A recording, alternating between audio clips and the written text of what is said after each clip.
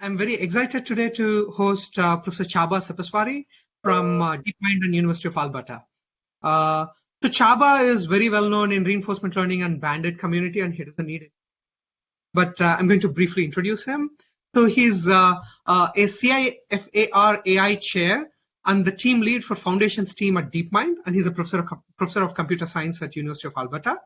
He got his PhD from Joseph Attila University in Hungary.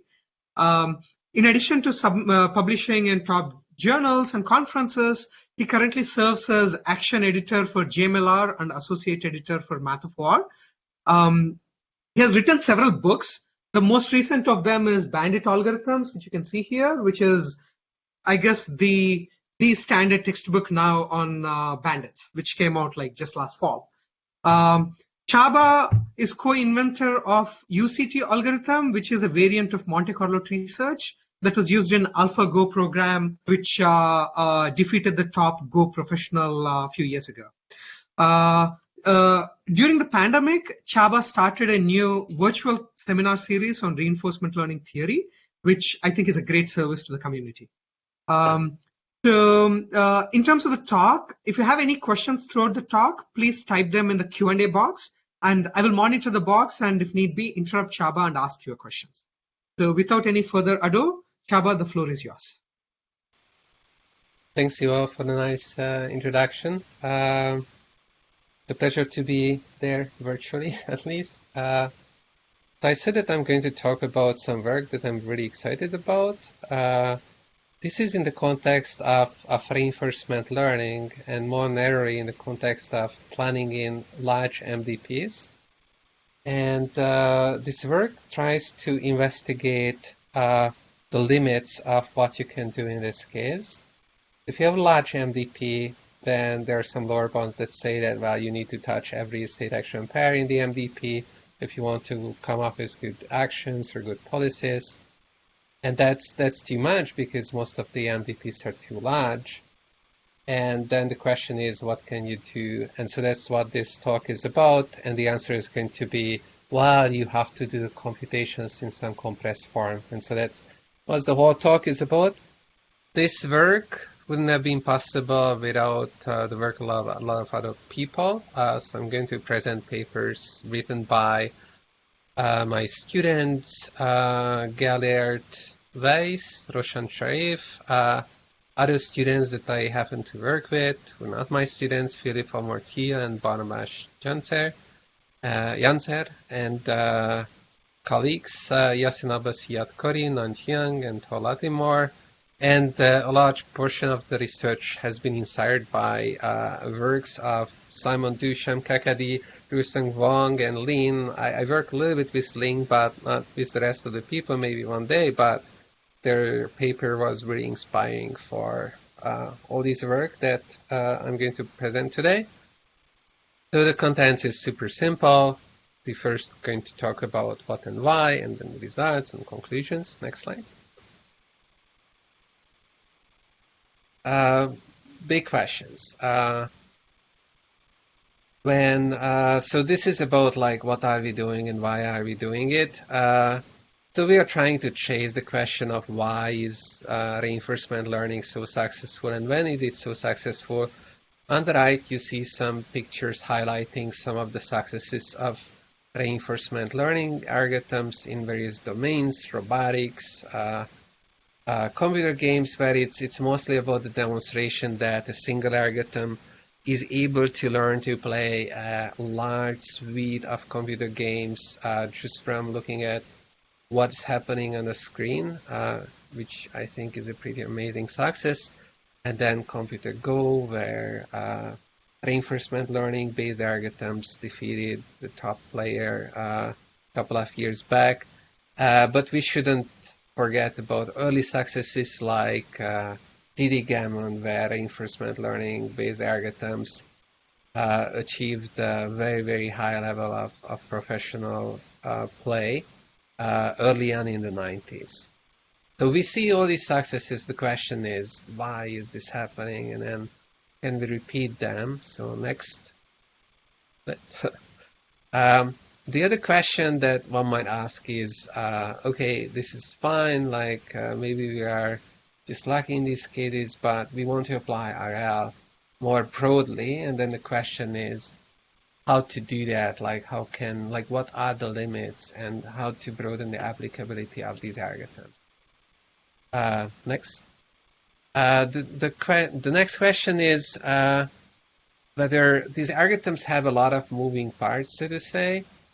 And the question is whether all of these are really necessary, critical for these successes, which parts are necessary, and how to be more systematic about building these algorithms. Next.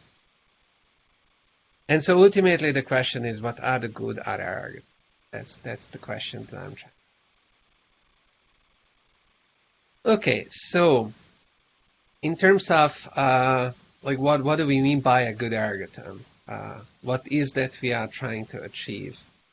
Would be nice to agree some principles that are gonna govern of whether we call something a success. And for that, I propose three things: flexibility, then effective algorithms, and efficient algorithms. And to break this down a little bit further, we are going to say that an algorithm is flexible if it's able to take any function approximator technique and use it wherever the function approximator technique is suitable. So we are not going to ask anything impossible from the algorithms. We're just like modestly asking that if you throw the algorithm function approximator technique and that technique happens to be a good fit to the problem setting, like let it be Go or robotics or any other domain, then we expect the algorithm to do well. How well? So that's the effectiveness of the algorithm. Well, here, this is also a modest stance, could be as good as the function approximation technique allows it to be, and maybe there could be some extra gap, which comes from because the algorithm has finite compute time and finite number of, I don't know, queries that it's submitted to a simulator. We'll see that we do all of this in the context of simulation optimization, and efficiency is just the usual polytime requirements that if there are some natural parameters of the problem, like the planning horizon, the number of actions, how many weights you have in your function approximator, so that's the what is this additional gap, then the runtime should be polynomial in all these quantities, hopefully with a low order. Right? So this research is done in the context of Markovian decision processes that everyone probably in the audience have heard about. Just very briefly, this is a setting where you have a bunch of states, you have a bunch of actions. If you take an action, it results in a random next state, and you incur some reward along the way. Maybe it's a random reward. And you are trying to take the actions in such a way so that you steer the system towards part of the state action space where you see more reward. You're interested in a long-term reward. Maybe it's you sum up all the rewards. Maybe you are going to apply some discounting when you're summing up all these rewards. Maybe you take the average reward along the directories, but the important thing is that you care about the long-term effects. Because of this is a very interesting setting where you have to bring in planning and then thinking about multiple time steps. So maybe today you have to take an action that puts you into a good situation, but tomorrow to achieve some good goal, some good reward. So when solving MDPs, so this is a classic framework for capturing this multi-step decision-making under uncertainty. The key solution concepts are the value functions. The value function of a policy is a way of steering the system. It's a way of choosing the actions based on the past information that the decision maker may have. And the value function of a policy just gives you how much total reward the policy is going to collect as it goes on expectation. And it's a function of the initial state. So wherever the policy started from that state, you sum up all the reward state expectations, and that gives you the value of the policy. The optimal value is the maximum value that you can achieve from every possible state of interest. And in general, you're interested in coming up with policies that match this optimal value as closely as possible. So this is the computational problem that you have. Maybe you have some way of describing MDP and you want to come up with this policy. There are these other functions, the Q functions or action value functions, which are very similar to these state value functions. They just say that, like, you started the state, you take an action, and after that you follow the policy. That's Q pi. So Q pi is going to give you the total expected reward in this setting, and Q star gives you the maximum possible values. And the basic theory of MDPs tells us that to be able to solve an MDP, that is to be able to find a policy which is optimal, whose value function is matching this V star function, it is sufficient to figure out what this Q star function is. So Q star kind of have a little bit of extra information, and the basic theory just tells us that that's the only thing that you need. Okay, next slide. So these functions are functions of the states, or the functions of the state action space. And the question is, how big are these MDPs? How many states do we have? And to start with robotics example, there we see that, well, it's not going to fly if we just think that you can just like enumerate all the states, because there the state space is continuous, very high dimensional state space. If you try to discretize it, you're going to face the curse of dimensionality. You will see that very simple naive discretization techniques are not going to cut it. Next example is the Atari games. There you see that you have 10 to the 38 states. The next example is Go, where you have 10 to the next 170 board positions, and the next example is backgammon. So there the number is a little bit smaller. So next, that's 10 to the 20. Next. So that's that the number is a little bit lower, but that's still so big that you can't possibly fit all these functions into the memory. All right. So then how come that these algorithms work? I'm going to postulate that the reason these algorithms work by and large is because for today, all these successes are achieved when the algorithms are run and trained on a simulator using a large compute and flexible function approximation like large neural networks. And so next, if you just consider two first bullet points, so that's the setting of planning that I'm going to look at today. I'm going to ask the question, what are the good algorithms in this simulator setting when you have large compute? So that's a planning setting. And then the question is, do these algorithms really work, and when do they work? And so instead of asking questions about complicated things like nonlinear function approximation with neural networks, let's just dial back things a little bit and I just ask questions about the simpler setting when you have linear function approximation. And the reason for doing that is because if we it seems prudent to try to answer a simple question first before trying to answer a more complicated question, and there is a lot to be learned, a lot to be gained by answering this simpler question. So why function approximation? Well, state spaces are too large. You can't deal with them without doing some sort of compression, and function approximation is a way of compressing whatever quantities you wish to compress. And these quantities could be, next. other value functions. So these are the functions of states or state action pairs, or they could be policies. So the policies are just the simplest form of a policy is just this purely reactive deterministic policy that maps states to actions. And you could try to compress either the value functions or the policies or both. In today's talk, I'm going to focus on compressed computation with value functions, but I'm going to briefly touch upon policies as well. All right, so how does this work? So I said that we're going to use linear function approximation. In linear function approximation, you have a bunch of basis functions.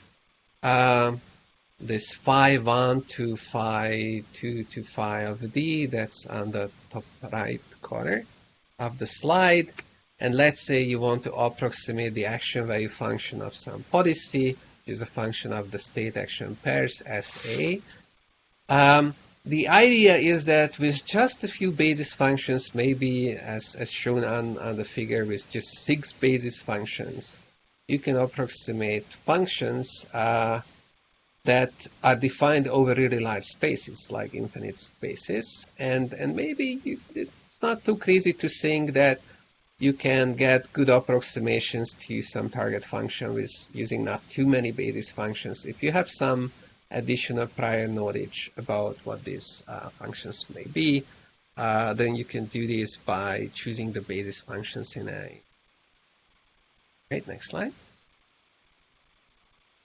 So back to criteria next. So we are going to require, in terms of flexibility, function approximation, that the algorithms should accept any feature map, so they shouldn't be too picky about what feature map is thrown at them.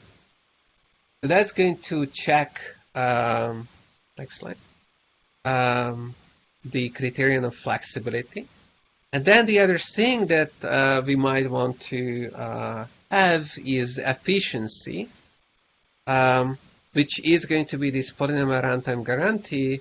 And also in terms of like effectiveness, we want to know how good the policies are going to be. So next slide. To define efficiency, let's dive into the setup a little bit in more details. So you have this simulator, which is also going to feed us features. And there is a planar routine. And we're going to talk about the complexity of the planar routine and the efficiency and effectiveness of the planar routine. And the planar routine is given at the beginning a state.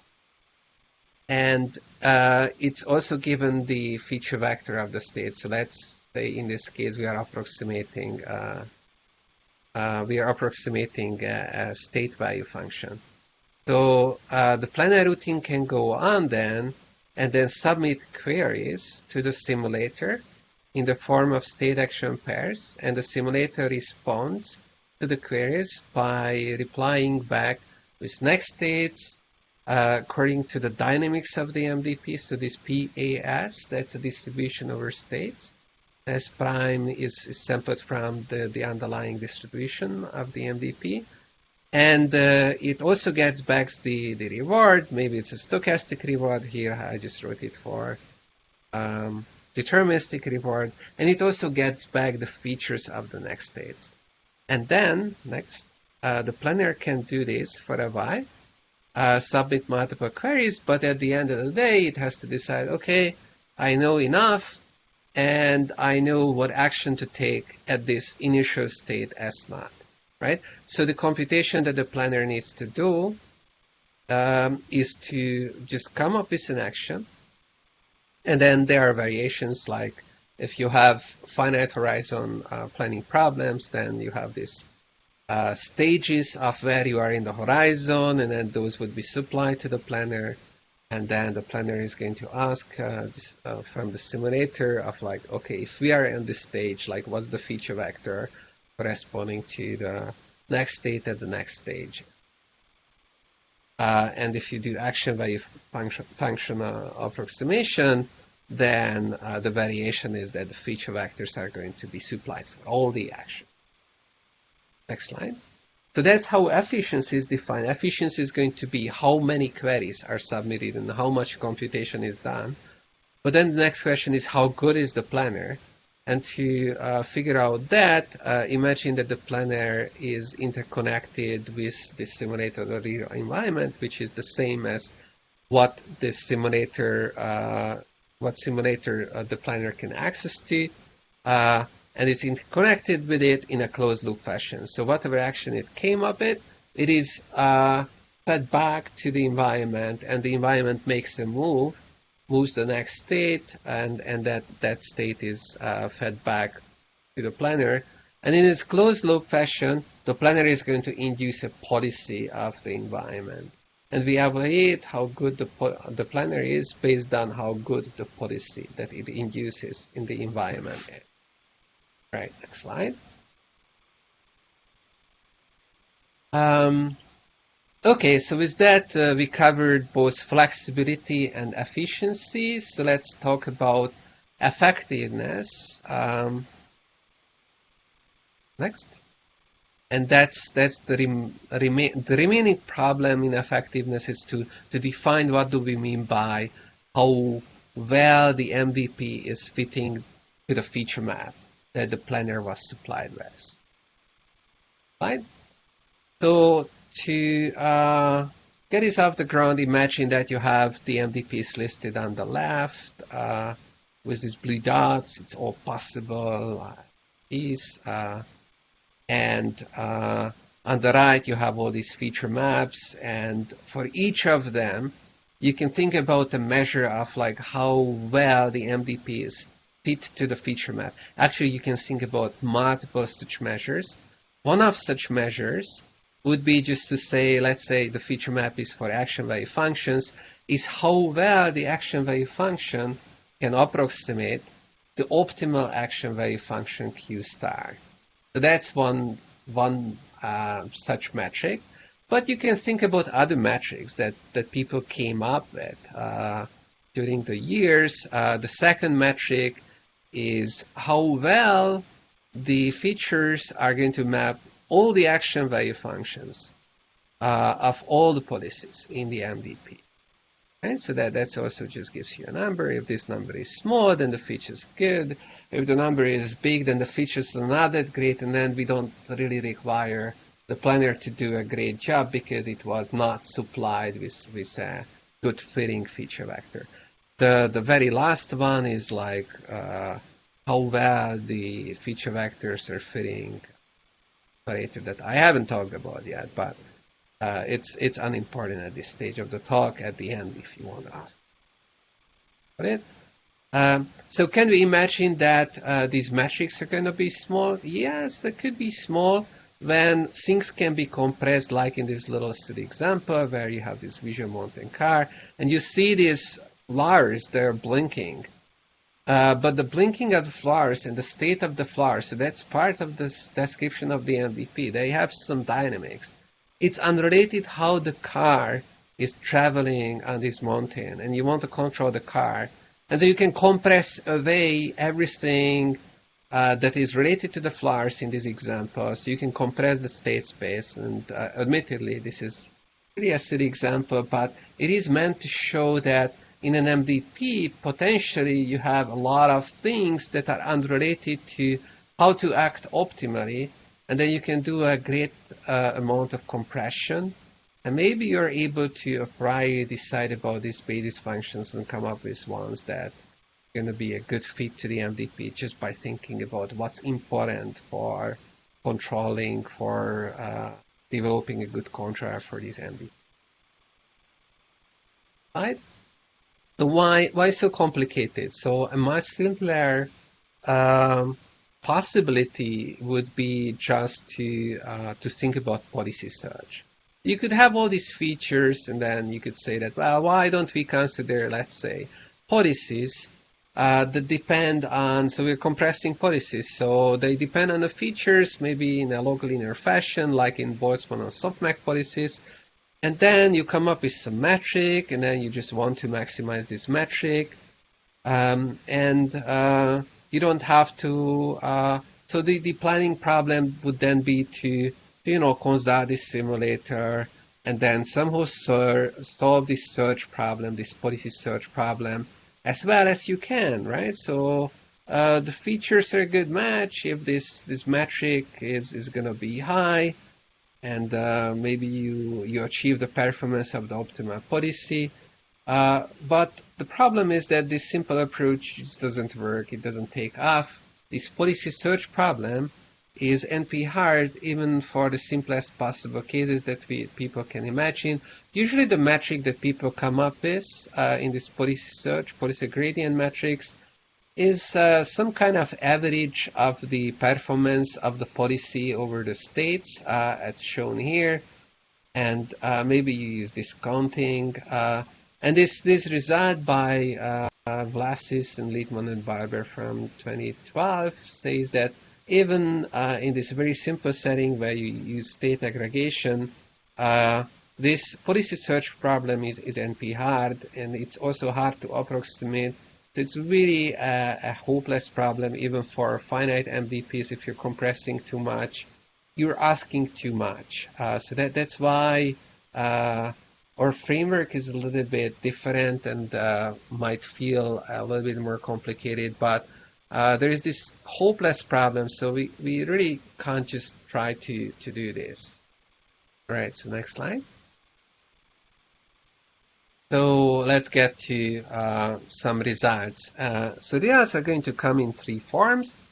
So first, I'm going to look at a case when the function approximation technique is such that all the action value functions can be very well fitted for all the policies by the function approximation technique being used, this space. The second setting is going to be a relaxed setting where you only assume that the optimal action value function can be well represented by the features. And the third setting is when the optimal state value function. So I'm going to talk about the results in these three different settings. So the first setting, let's go to the next slide, is the setting when all the action value functions are close to the function space. And here the first question that we're facing is whether our target accuracy, this data, the suboptimality of the policy that the planner is supposed to compute, is much smaller than square root d times the function approximation error or not. And the very surprising result that is by Du, Kakadi, Wang, and Yang is that if this accuracy demand is so high, then there are no planners that would be able to come up with such a policy without exponentially many queries, either in the number of dimensions, the number of features, or in the planning horizon. So that's like should be a sobering previous slide, please. Okay. So can we go to the previous slide? On the next slide? Yeah, previous slide. Yes, thank you. Right, and so this is too many queries, so this is an algorithm-independent result. So it's not just like that the algorithms that we come up with are too lame and we should improve them. It's an information theoretic impossibility result. And note that this is under the setting where we assume that all the action value functions are well represented. So even in this case, algorithms that try to do this compressed computation cannot achieve a target accuracy that is much smaller than square root d times the epsilon, this approximation error. And here d is the number of features. And then the question is, okay, if we are content with an accuracy which is not that demanding, then is it possible to get good algorithms? And then the answer is yes. The algorithms from the good old days, approximate policy iteration, which got a new name, DQN, and was the algorithm that was used in other games. So when it's connected to neural networks, then it's the same algorithm, together with some additional cleverness that I'm going to talk about on the next slide, is able to give you a polynomial computational result and a polynomial query complexity result. So the difference to what people are doing in practice and what this result is telling us to do is that the result is telling us that for this algorithm, it's pretty important that you control the extrapolation errors. So what are these extrapolation errors? So if you're measuring some function, let's say a linear function or closely linear function at some points, then you might ask about the value of the function outside of, somehow the convex hull or something like that of that set of points. And so that's called extrapolation. And what the result tells us that we have to really worry about this. And the square root of d blow-up factor is actually coming from and can be traced back to this extrapolation error. So the lower bound tells you that the square root d blow-up of the approximation error is unavoidable. And the upper bound is going to match this. And by the matching is happening by controlling the extrapolation errors in a careful way. And for this, the algorithm needs to reason in a very careful way about how to control these extrapolation errors. And there we bring in this technique of optimal experimental design from statistics, and it happens that that's sufficient to control the extrapolation there. All right, so next slide. Then the next question you might ask, what are the limits of policy suboptimality? So in the limit of infinite compute, how good is the policy that we're going to get? So the previous result was kind of hiding this. So the previous slide was kind of hiding this. So I said that I'm going to add some slides about this. But if there are no approximation errors, then in the limit of infinite compute, and even with a fast rate, we're going to get a policy which is an optimal policy. That's good. But what if the approximation error, so next, is positive? So epsilon is positive. So what is the best data that we can get? So for this approximate policy iteration algorithm, this was not shown on the previous slide, but what happens is that the suboptimality gap is going to scale with this epsilon, but it's blown up by a factor that's proportional to the square root of the number of features and times this 1 over 1 minus gamma cube. So 1 over 1 minus gamma is usually called the planning horizon for the discounted setting. So here gamma is the discounting. And so this just tells us that the planning horizon is going to also blow up the function approximation error. And then it's prudent to ask whether this is necessary. Is this perhaps too loose? This upper bound is maybe too loose. So next. Apparently, it happens that Dan Russo, who I hear just gave a seminar last year when the seminar was still live, he has a new paper where he shows that for approximate policy iteration for state aggregation, this blow up in terms of the cubic dependence on the effective horizon is unavoidable.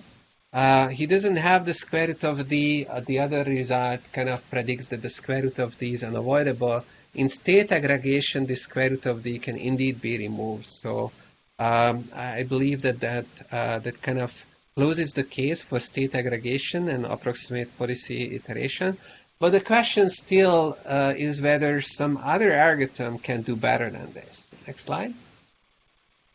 And so for approximate policy iteration, we have these lower and upper bounds. And if you look at the literature, next, Bruno Scherer had a paper in 2014 where he already shows some bounds that are promising. So the dependence on the effective horizon is much milder.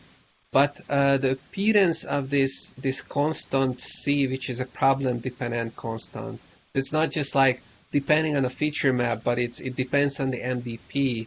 That's highly problematic because this constant can be arbitrarily large. And a similar result was obtained last year for an algorithm called QNPG, which is like a twist on the natural policy gradient type of algorithms, where the dependence on the effective horizon is further reduced, but this constant is still there. And Dan's state aggregation paper actually gives a very hopeful result that shows that you don't have to have this the C constant there, and the dependence of the effective horizon can also be vastly improved to make it linear. And it happens, next, that we did have a previous algorithm that was applied in a different context, this polytext algorithm, which is very similar to QNPG, if not the same. Such that you can modify the proofs that were given to this algorithm, and if you modify the proofs for this algorithm, then you can show that this algorithm achieves this ideal scaling of linear, linear scaling with the horizon, ideal in the sense that it's much better than anything before. We don't know whether it's tight. I suspect maybe this is tight, but that's an open question. So the lesson here is that with some better design, you can improve things. API is not bad, but maybe you should soften it up a little bit, and then you should introduce some more cautious way of going about things. Next topic is... Csaba, there is a quick question, if I may interrupt you. So I'll read the question. How can we compress the state space? How do we determine which features are relevant? Well, so in the practical application, you would need to think about what matters for the application. So here I'm trying to separate this question out of the algorithm design. So I would say that that's outside of the scope of this question of this talk. But clearly, if you want to solve some particle problem, then you have to come up with various ways of doing this. I think they just follow standard procedures. It's gonna probably give you pretty good features. So if you are skeptical about whether linear function approximation is sufficiently rich, maybe I partly share your skepticism, but I think that it's kind of necessary to investigate these questions in this simpler context before going to something more complex like neural networks. And and also we see some examples where people are able to replicate some of the successes, like for example for Atari games. Big linear function approximation have been shown to be almost on par with neural networks. It's not so bad. There is a lot of regularity in the work, and a lot of things are irrelevant, and then maybe you can priorly figure out what things are irrelevant, and you just ignore them. So that's how you compress it. But the other thing I would say is that you can just try different things, and you want to have an algorithm that works no matter what. And if you throw better features, you can put a model selection loop around all of this, right? So if you have an algorithm that is getting the best out of any set of features that you throw at it, then you can just put a model selection loop around it. Thanks, Csaba. That was an excellent question. Good. So back to this other setting. The action value function lies close to the span of the features. If the target accuracy is much smaller than the square root of d times epsilon. The same previous worst case result applies because this is an even more demanding setting. And then the next question is, okay, do we have many actions or not? And it turns out that this, depending on what the answer to this question is, we might end up in very different regimes of this problem. So next. So first, if we have many actions, then we have a recent paper with Galiet Weiss and Phil Mortia, where we show that a similar lower bound to the previous one still applies. So there's no algorithm in this setting. And even in the case when the optimal action value function is exactly representable by the features, then there is no algorithm that would be able to get away without asking exponential many queries, either in the dimension or the horizon. So if both the dimension and the horizon are large, the setting that we like to be, then this is just too demanding. So it seems that the number of actions is going to matter. Next slide. So this just drives home this point. And so next slide. So how does this work? Next slide. Yes. Next. So we come up with a construction of a finite horizon setting. Let me slow down. Where you have a deterministic MDP with stochastic rewards, and there are 8 stages. On the right, you see the illustration of the MDP. It's basically a big tree with some extra things like an exit lane to the left. In this big tree, the dynamics is deterministic. You take an action, you get to the next state, take an action, get to the next state, up to the end. All the rewards are going to be 0 up to the very end, where the rewards are going to be noisy. And the way the lower bound is constructed is that we want to ensure in this lower bound that we can come up with some feature map such that the optimal action value function is linear in the feature map, so this realizability holds. And for this, it's sufficient to maintain the Bellman optimality equation, because the Bellman optimality equation has a unique solution. And we decided somewhat arbitrary that we're going to have many actions, because in a previous lower bound construction, we have seen that having many actions just works well with this Johnson-Lindenstrauss type of features. So these are vectors on the unit sphere which are nearly orthogonal to each other, and you can have exponentially many of those in the dimension. It's pretty fantastic. So if the inner product between any of the two vectors that are different has to be less than a constant, you can stack in exponentially many of these vectors. So that's kind of maybe contradicts or low dimensional view of the word, but that's a fact. So you can have these exponentially many vectors, and those are going to be the feature vectors basically assigned to the actions, such that if you gain information about the value of one of the actions, doesn't give you much information about the value of the other action. And so we're going to choose these deterministic transitions next. Last stage, we're going to have binary rewards. Next. And these binary rewards will need to have a small scale. So their scale is going to be 2 to the minus 8, roughly.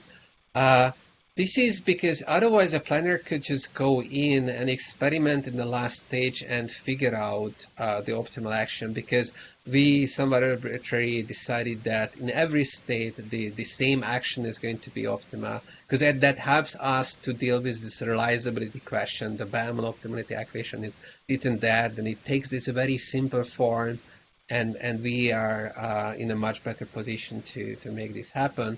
But now, if you have this in the very last stage, the optimal action values are 0, and the planner could just go in and measure just the immediate rewards and figure out the identity of the optimal action. except if you make the rewards really, really sparse. So we're going to have binary rewards with very small bias parameter. So the planner, unless the planner is going to issue at least 2 to the age of these queries, it's not going to be able to figure out which action is the optimal. The optimal action would have, a large reward. All the other actions would have. But all the rewards are so small scale that this doesn't work. So to achieve this in a gradual fashion, so there are not too big gaps between the values, between successive stages, the features scale down exponentially with the stages, and 2 to the reactions are going to be unnecessary for hiding the large reward gap at the very first stage. Next. And to ensure that the suboptimal actions give no information to the planner, we also decided to set the immediate rewards 0 everywhere else, except for the suboptimal actions, except for the last stage. And we also have to add feature bias to maintain consistency. Next. And have to add this exit lane also to maintain consistency. It's details a little bit hairy, but altogether what all this means is that a planner that looks at this MDP can experiment with the actions at any stage, but in the very last stage, the signal to noise ratio is really bad. In the intermediate stages, the planner is facing a needle in a haystack problem because there are just way too many actions to try, and the only difference, so there is no difference between the suboptimal actions. Dynamics is known ahead of time. There is nothing to be learned about that. And the suboptimal actions all give 0 reward. And the optimal action is just like one of the 2 to the D actions. So a planner really needs to try all the actions if they want to find out what is a good action, what is the optimal action at this. So altogether, this shows the construction, so why this is hard. Next. And it turns out that the question, when you have a constant number of actions, is still open. So that's a really interesting open question. Next. So with that, I like to cover the very last part, which is when you have value function realizability. So the previous figure kind of repeats in this case. If you have many actions, you're doomed. You're also doomed because in V-star reliability, you really have to compute, perform this lookout computations, so that will take time proportional to the number of actions. So if you have too many actions, then just the compute time is going to be too large. But if you don't have too many actions, then if you care about the query complexity, then we have some better news. So we have this algorithm, which is very recent. I think maybe it should be 2021. We call this the TensorPlan algorithm, and it achieves, for a fixed number of actions, it achieves a polynomial query complexity. So the number of queries that TensorPlan is going to need induce a good policy in this local planning mode is going to be polynomial in d to the power of a. So a, there is a constant like a is 2, then this is just d squared, the number of actions, the horizon, and the target accurate. Next. So what's interesting about this algorithm is that it's not really an ADP type algorithm, but it's still using something like the Bellman equation, but it's not using the Bellman optimality equation, even though it is just shooting for, this optimal state value function. And so the way the algorithm works is that it keeps a set of possible parameter vectors that it couldn't rule out yet. So that's like the green set. So based on past information, it kind of tries to shrink this hypothesis set. This is supposed to contain the parameter vector that parameterizes the optimal value function.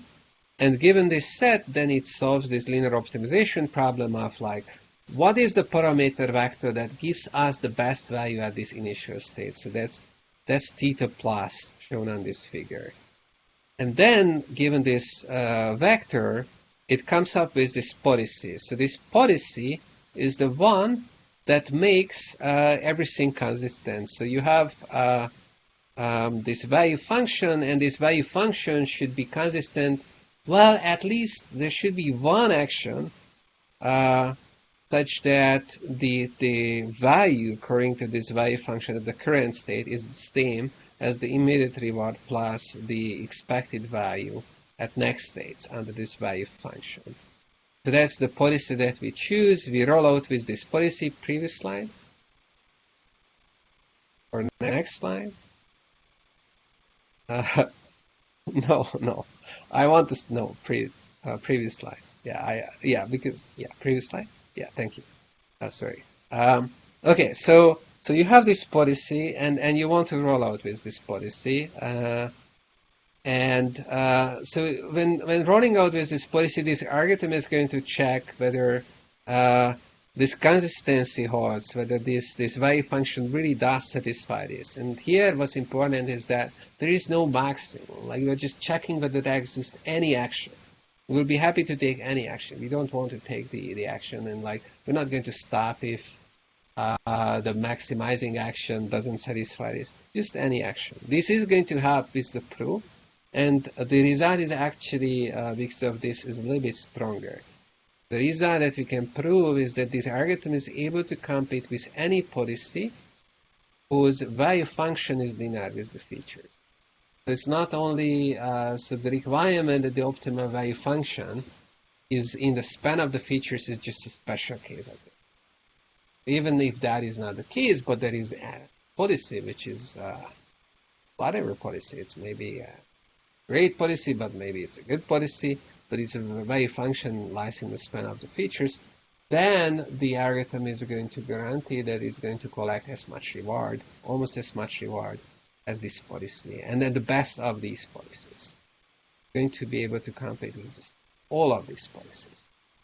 And so the algorithm just rolls out using the simulator and then checks whether this consistency holds, and that kind of implies, so if consistency holds, then that implies that the policy actually induces at least as much value as predicted by this value function. And because this parameter vector was chosen in an optimistic fashion, this is going to imply that we're competing with the best of these policies whose value function is linearly realizable with the features that we have. All right, so that's the idea of the algorithm. So optimism, tests, and rollouts, somehow the local consistency, the Bellman type of equations do come in, but in a different way. And if the algorithm detects a contradiction, then it kind of like shrinks this set, and it adds the data to this set that defines the constraints that this to be met. It's kind of working similarly, but quite differently at the same time than the ADP type of algorithm. All right, so that covers this case of query complexity. We can prove that the query complexity is polynomial, but it next leaves open the question of whether this algorithm has, or any other algorithm has, a polynomial runtime complexity for the same setting. All right, so next slide. Some more questions. Would ADP algorithms also work in this setting? So if we think about what would be the natural algorithm to use, it would be something like least squares value iteration. That algorithm is going to suffer from an amplification of the errors, the estimation errors that scales very badly with the dimension and the horizon. So at least for that algorithm, I think that the likely answer is that no, it's not going to work, and I don't know of any other algorithm. The other questions, is this algorithm sensitive to errors, realizability? I think that it's going to be not bad, but we haven't got to the end of these questions.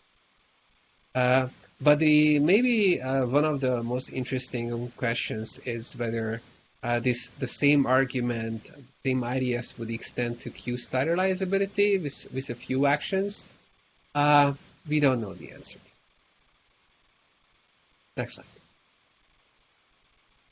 Summary. I think that the key idea in a lot of RL, which was invented maybe already, but clearly it is pushed to the extremes these days, is that we need to do these computations in compressed forms. And these days people like to use neural networks for doing this, but it's also important to investigate what happens in simpler cases when have linear function approximation. Next slide. And so for this setting, I propose that we should study this problem in this formal framework where you demand that algorithms should be flexible. They should be able to deal with any feature map in our linear setting. They should be effective. So if the feature map is a better fit to the MDP, then the algorithm should perform better. And they should also be efficient in terms of that their runtime should be polynomial. We have seen a lot of results today. Next slide. And from the first set of results, the big conclusion I have is that these extrapolation errors probably do matter. And some amplification due to extrapolation of the function approximation error is unavoidable. It's provably unavoidable. Whether an algorithm is matching the best possible amplification or not, it depends in a very subtle way on the form of the algorithm, and we have seen that some algorithms are better, like Polytech and QNPG, than others, and it seems that the theme there is that you somehow, like if you end up doing some sort of policy iteration, that you should do it in a cautious way. And if you want to gain more flexibility, so these first results assume that all the action value functions lie close to the span, which you may think that it's too restrictive.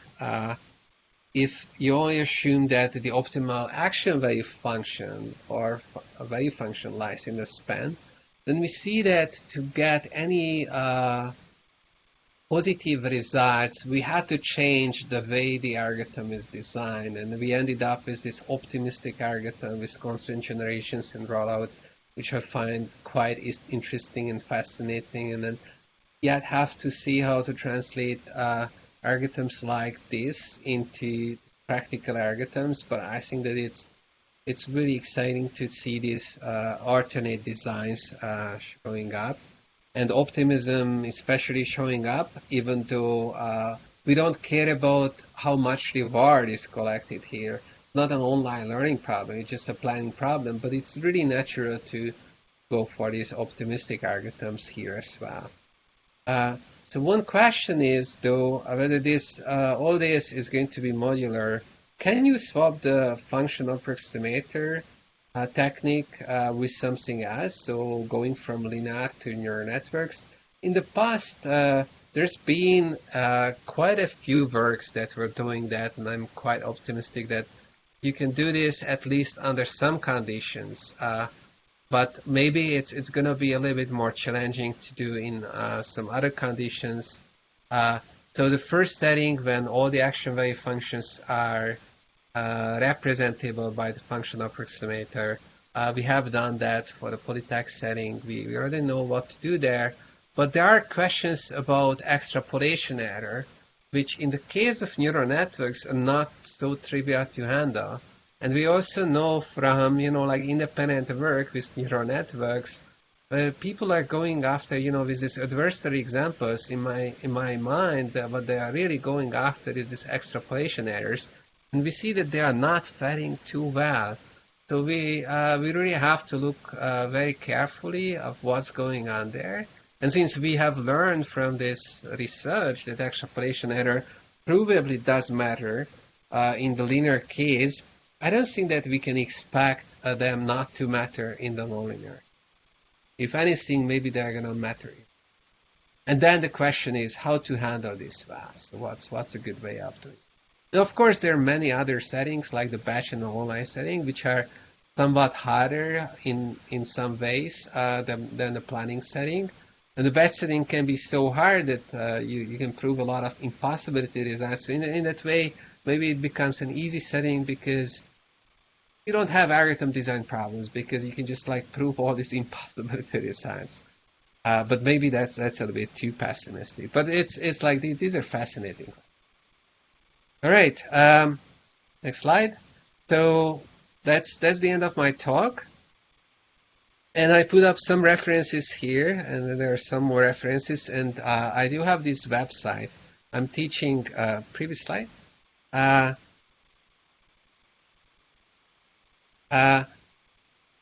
do have this website. I'm teaching this area theory course. Previous, thank you. Okay. So this website, area theory, github.io. I'm putting up lecture notes there, and a lot of the material that was covered today is already there. That I'm happy to answer questions. Let's thank Csaba. This one question in the box, I'll read it out again. What are some key things to consider when designing a reward function? Okay, so that is completely unrelated, of course, to my talk, but it's a fascinating question nevertheless. Well, to tell you the truth, these days I'm quite much into multi-objective array, which in a way tries to answer this question by avoiding this question. I think what happens is that for many of the practical problems, we see that we have multiple objectives that we want to meet, right? So you want your robot to be energy efficient. You want the robot to accomplish its task. You want your robot, not kill anyone, and so on and so forth. So like there are all these requirements, and each and any of them is not that hard to formulate in a mathematical form. So what is energy? That's trivial. How do I know that I accomplished the task? Okay, that may be a little bit more difficult. For example, if you ever manage, maybe that's not the trivial thing, but like, okay, much easier than putting everything together. So if you start to put together, so one challenge is that when you have these trade-offs between the different objectives, if you try to resolve these trade-offs by some ad hoc manner of combining things, then it tends to not work. So choosing the reward function is maybe not that super easy. We have to recognize that. And it's these days more than an art than science. So why not try to put some science into that? And to me, that's like multi-objective reinforcement. Someone comes up with a bunch of reward functions.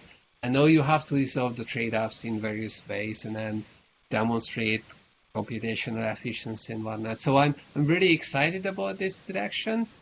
There are very interesting questions there, like how to algorithmically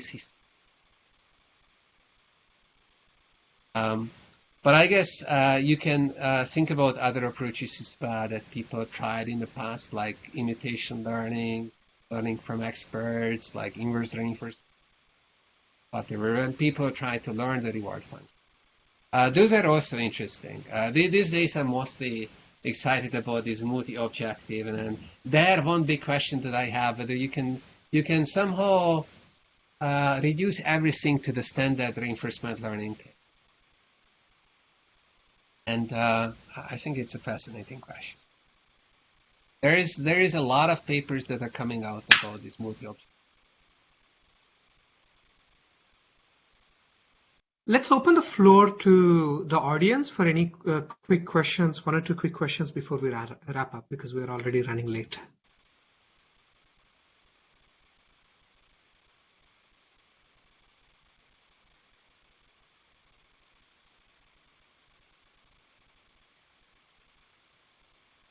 I'm not sure if audience Sorry, maybe there's one more question that just came in. I'll read that out too. This is by Nolan. He says, not sure if I heard you correctly, but I think you mentioned that people use adversarial training as a proxy to get good extrapolation. If so, can you expand on your concerns with that? Great talk. Okay, thank you. Yeah. So I think that that's my interpretation. People don't necessarily say that, but if I look at this literature on the adversary examples and how to defend against adversary examples, I think that the basic observation is that if you're training your neural network against some data set, then the distribution of that data set is going to be reflected on what the neural network knows about, and small deviations from this distribution can throw it off. And to me, that's like, oh yeah, that's like the lack of extrapolation. So here in reinforcement learning, we see that for these algorithms, it's crucial to control these L infinity errors, these worst case errors, like the worst case approximation error over the, like that's what the whole thing is about. And it happens that for linear function approximation, they are linear. Okay, the errors can blow up by a factor of square root of d, but it's not worse than that. At least you have a limit on how big the blow up is. And I think that, to me, with neural networks, you can ask the same question, and you could ask like, oh, what's a good design? What's a good way of controlling this blow up of the errors? We shouldn't be that optimistic that the errors are not going to blow up, but at least we should try to limit the blow up. And we also see that some function approximation, like some linear state aggregation, or like that's like piecewise constant basis functions. If you have piecewise constant basis functions, there is no blow up of the error. Okay, so that's like extrapolation is trivial there. You have piecewise constant, every piece measure something, take the average of the measurements, you're good. Like you don't need to worry about blow ups and extrapolation. So and to me, these adversary examples are really telling us that, well, blow up does happen with neural networks. People are trying hard to control that. And I think it's a fascinating topic, and it would be very nice to really connect it to back to reinforcement learning. And in reinforcement learning, I haven't seen people trying to use these techniques to control these extrapolation errors, but maybe just my ignorance. But I think that given what we have learned about the linear case, that extrapolation error control is important, maybe it's time to consider something like this.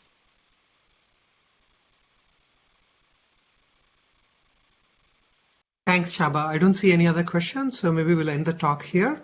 Let's thank Csaba again.